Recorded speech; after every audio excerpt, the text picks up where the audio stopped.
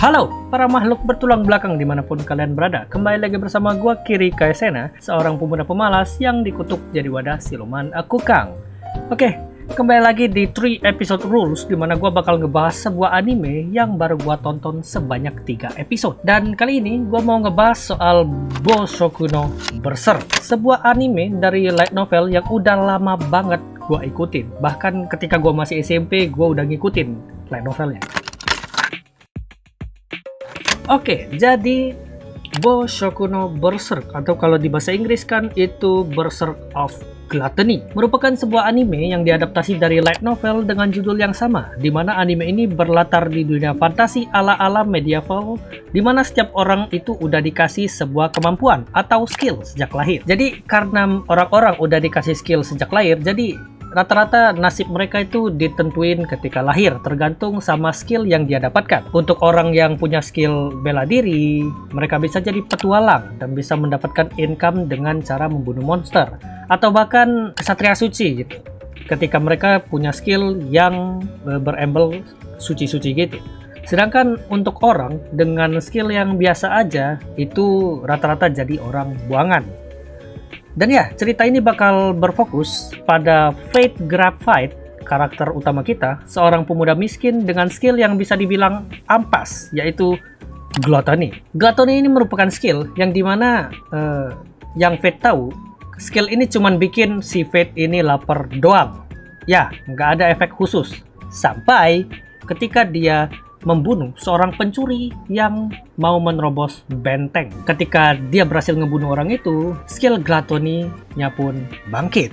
Ternyata, Gluttony skill ini merupakan salah satu dari skill dengan nama 7 dosa besar, di mana dalam kasusnya Gluttony ini, dia bakal ngambil seluruh status dan juga skill dari makhluk yang dia bunuh. Yes, maksud gua makhluk, skill ini nggak cuman ketika lu bunuh manusia lu dapat statusnya, tapi kalau lu bunuh monster lu juga dapat status dan juga skill yang dimiliki sama monster itu. Tapi ya, dengan bayaran, level orang yang memiliki skill ini nggak bakal meningkat, jadi bakal satu terus. Dan ya, dari sanalah kehidupan Fate mulai berubah ketika dia yang nggak apa-apa ternyata memiliki sebuah skill yang OP tapi juga berbahaya. Nah, untuk story, Boshoku no Berserk ini sebenarnya gimana bilangnya? Sebenarnya ceritanya tuh biasa aja, bukan tipikal cerita yang bikin mind blowing. Tapi untuk gua yang udah baca light novelnya dan gua udah tahu beberapa detail dari storynya, cerita Boshoku no Berserk ini sebenarnya seru. Konsep-konsep ceritanya juga seru. Salah satu alasannya adalah si MC kita, si Fate ini bakal ngelewati banyak hal, dan salah satunya adalah bahaya dari skillnya sendiri. Dimana skill Gluttony ini sekalinya aktif, dia bakal minta sesuatu yang lebih terus gitu. Dan ya, kalau misalnya Fate nggak ngasih makan skill ini dalam jangka waktu yang lama banget setelah skill ini sudah aktif, ada kemungkinan si Fate bakal kemakan sama skillnya sendiri. Yang dimaksud kemakan di sini adalah Fate bakal mengamuk, menyerang membabi buta untuk memuaskan rasa laparnya. Makanya kekuatan dari Boshoku no Berserk ini selalu ada balasan setimpalnya, nggak dapat kekuatan dengan cara yang benar-benar instan gitu. Jadi si Fate masih harus grinding. Selain itu, ada satu hal yang gue suka dari ceritanya Boshoku no Berserk, dimana kalau di anime kebanyakan karakter yang sudah punya skill mengerikan kayak ini, ketika dia punya skill yang OP banget kayak ini, karakter utamanya pasti bakal jadi solo player, dan karakternya dibuat kayak sok cool dan sok semisterius mungkin gitu loh ya kan. Kalau di Boshoku no Berserk, si Fate ini bisa dibilang hampir nggak pernah sendirian, karena sepanjang perjalanan dia bakal ditemani sama pedang, sebuah pedangnya Fate gitu yang bernama Grid, dimana si Grid ini bisa ngobrol sama Fate sepanjang cerita via skill mind reading yang Fate dapat dari ngebunuh pencuri yang mau nerobos benteng tadi. Jadi si Grid ini sepanjang cerita bakal ngomong terus tuh, entah itu kasih komentar, ngasih saran, bahkan nyatir. Ya, pedang ini bisa nyatirin Fate. Ya begitulah.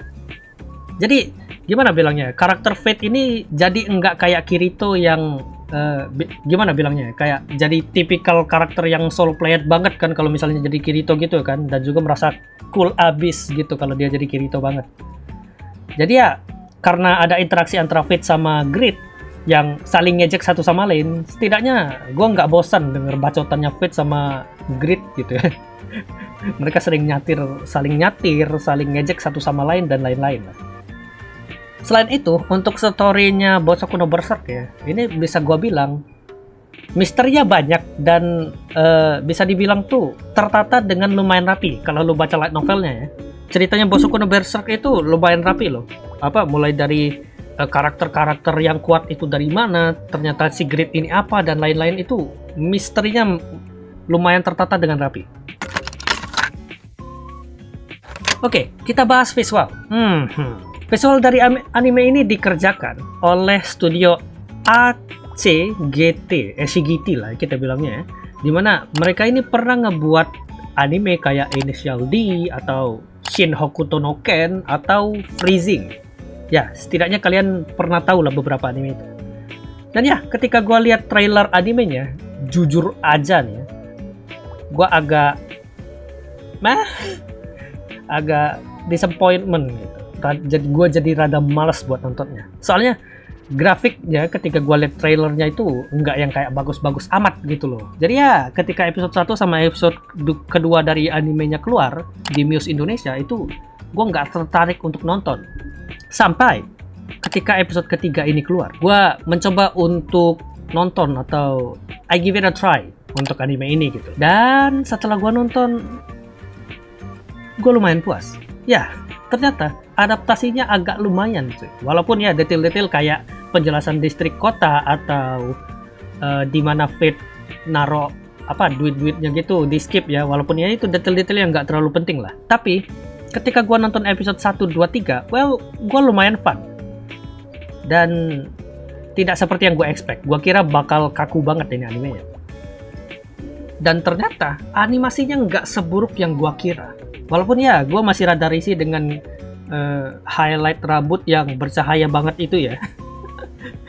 Well, that's not my kind of type of visual gitu. Tapi ya setelah gue lihat ya, fightingnya juga lumayan bagus, atau bisa gue bilang nggak malas-malas amat gitu, nggak gambar yang diulang-ulang gitu ya kan. Walaupun ya nggak bisa kita bandingin juga sama anime-anime gede kayak anime buatan studio gila kayak MAPPA atau Kyoto Animation atau Meja Alien gitu ya kan. Tapi ya untuk anime begini sih udah lumayan sih, serius. Walaupun ya mungkin beberapa dari kalian yang sudah nonton bakal ngomongin soal buah PNG yang keluar di episode 1 atau episode 3 itu ya. But ya, so far not bad lah untuk visual ya.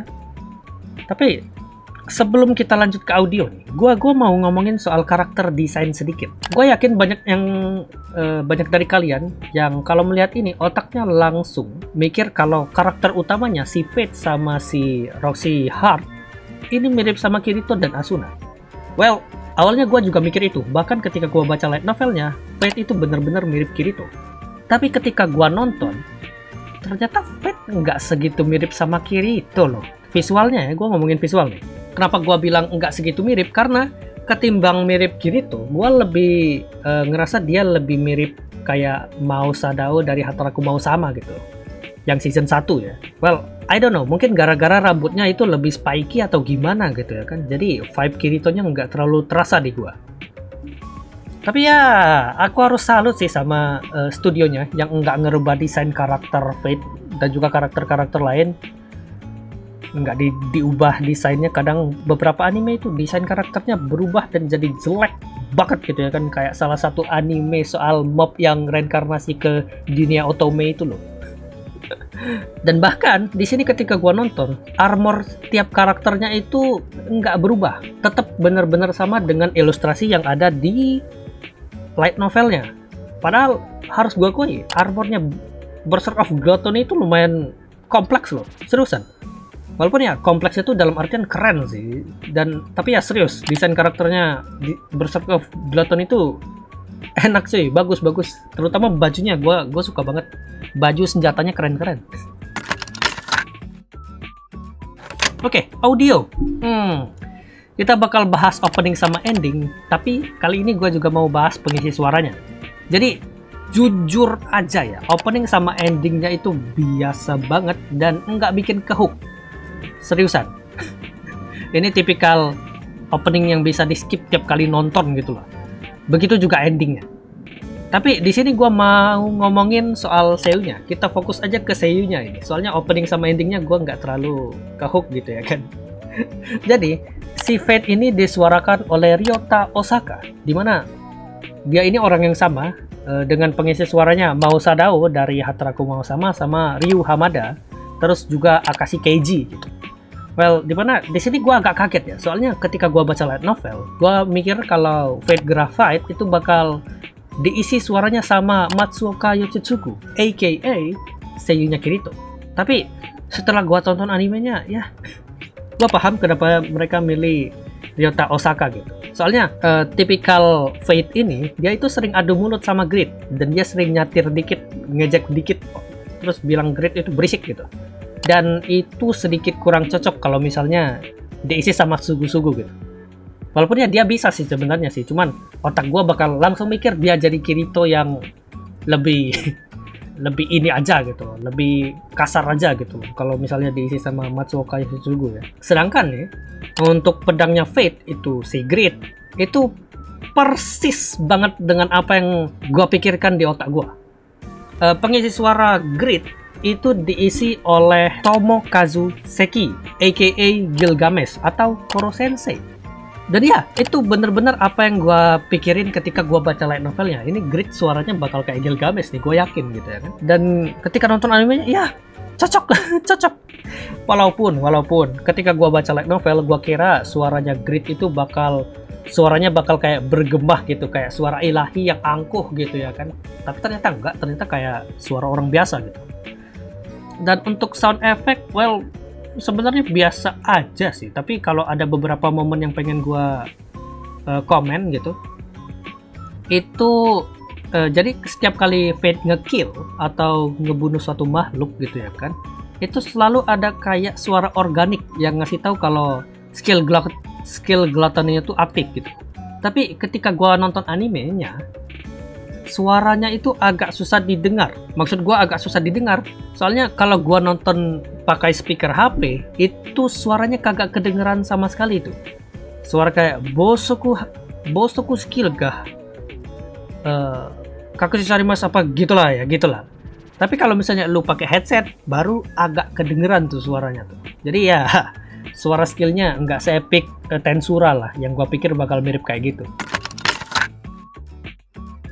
Oke, walaupun anime ini agak nggak appealing gitu ketika trailernya keluar, tapi ketika gua tonton, ini anime itu lumayan gitu untuk orang yang baru nonton anime atau untuk orang yang baru terjun ke dunia anime ya.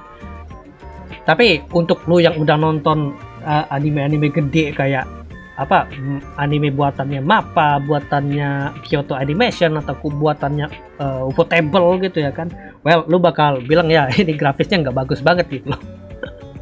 Jadi mungkin lu bakal rada males gitu nonton animenya.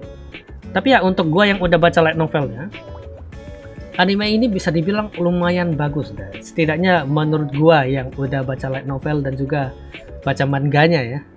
Jadi ya bisa dibilang anime ini lumayan recommended untuk kalian yang nyari-nyari anime ala-ala isekai tapi bukan reinkarnasi. Oke, jadi itu aja dari gua untuk episode kali ini. Gimana? Apakah kalian tertarik sama anime ini? Atau malah biasa aja? Tulis di kolom komentar. Jangan lupa untuk like, comment, subscribe, atau follow channel gua Kiri Kaisena. Dan jangan lupa untuk share video ini ke teman-teman kalian. Karena sharing is caring ya guys ya. Itu aja dari gua. See you in the next video and bye!